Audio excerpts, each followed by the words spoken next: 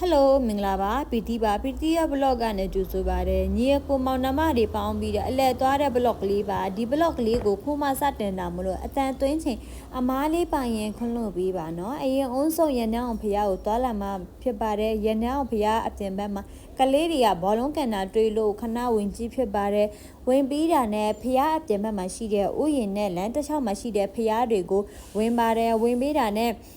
ရှုခင်းလာတဲ့နေရာမှာ TikTok တွေရိုက်ဖြစ်ပါတယ်